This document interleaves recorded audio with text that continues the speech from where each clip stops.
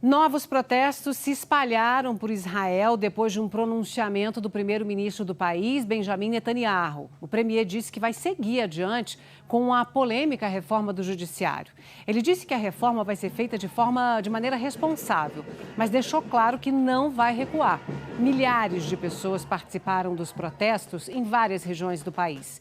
Críticos da reforma afirmam que o objetivo de Netanyahu e de seus aliados é assumir o controle do judiciário e alertam que o projeto coloca a democracia em risco.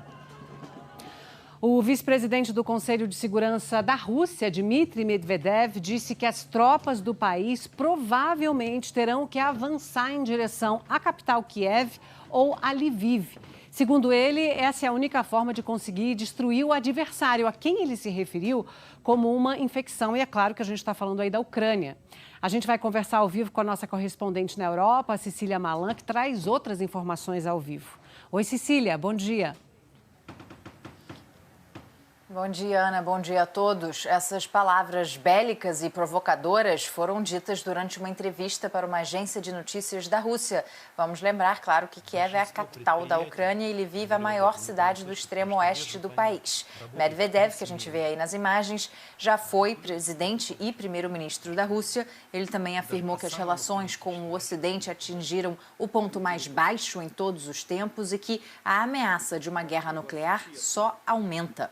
O aliado de Vladimir Putin disse ainda que toda vez que o Ocidente oferece mais armas à Ucrânia, o apocalipse nuclear se aproxima e que qualquer tentativa de prender o presidente russo significaria uma declaração de guerra, uma resposta aí à ordem de prisão emitida na semana passada pelo Tribunal Penal Internacional, que agora terá uma sede na Ucrânia. Medvedev ainda ameaçou que se Putin fosse preso, por exemplo, numa viagem à Alemanha, todos os mísseis russos voariam para o parlamento alemão. Ontem, o secretário de Estado americano Antony Blinken, que a gente vê agora, deixou claro que os Estados Unidos não descartam negociações de longo prazo sobre as fronteiras na Ucrânia. Falando para uma comissão parlamentar em Washington, ele reafirmou que uma eventual paz deve ser justa e duradoura e sugeriu que a Ucrânia terá grandes dificuldades para recuperar todos os territórios anexados pela Rússia. O presidente ucraniano, Volodymyr Zelensky, que não abre mão de retomar essas cidades ocupadas, visitou a região de Kherson, que foi retomada pelos ucranianos no fim do ano passado, depois de meses de ocupação russa. Ana. Ô, Cecília, quero falar de um outro assunto aqui com você, né? Os protestos contra a reforma da Previdência na França, que estão longe de se tornar uma página virada para o presidente Emmanuel Macron. E uma nova mobilização foi marcada para a semana que vem, não é isso? Exatamente. Novas mobilizações nacionais devem acontecer na terça-feira que vem, dia em que o rei Charles deve viajar de trem de Paris para Bordeaux numa visita oficial. As manifestações se espalharam por várias partes da França, como a gente vem mostrando. Estradas foram bloqueadas, refinarias fechadas e o transporte público foi interrompido. Hoje, a primeira-ministra Elisabeth Borne, o rosto da reforma da Previdência que provocou essa onda de revolta, disse que na noite de ontem disse que a violência na noite de ontem foi inaceitável. Segundo ela, demonstrar divergências é um direito, mas a depredação não pode ser tolerada. Vamos ver mais detalhes na reportagem de Bianca Routier. Foi o 9º dia de greve geral na França desde janeiro. A paralisação suspendeu aulas, fechou refinarias, prejudicou a circulação em estradas e interrompeu o transporte público. Em Paris, cerca de 30% dos voos no aeroporto de Orly foram cancelados. No maior do país, o Charles de Gaulle, trabalhadores fecharam um dos acessos. Manifestantes bloquearam também uma das principais estações de trem da capital francesa e fizeram até passeata em cima dos trilhos.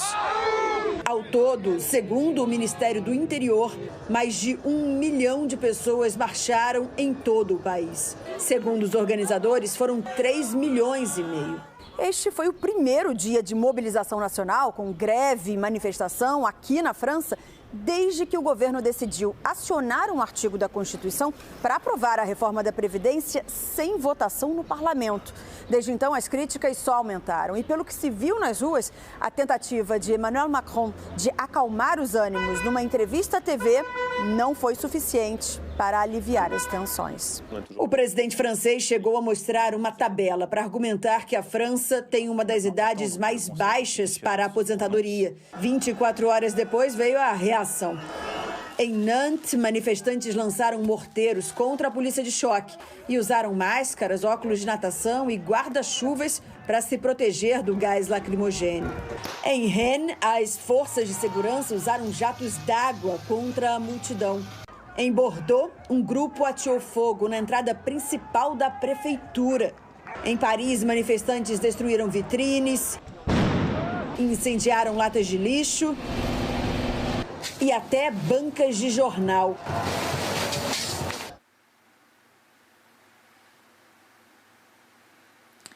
Segundo o ministro do Interior francês, que falou hoje, mais de 457 pessoas foram detidas em todo o país, 400 policiais feridos e só em Paris mais de 900 focos de incêndio foram registrados, como mostrou a Bianca, lixeiras, bancos públicos e a prefeitura de Bordeaux, que a gente também viu aí nas imagens, foi incendiada.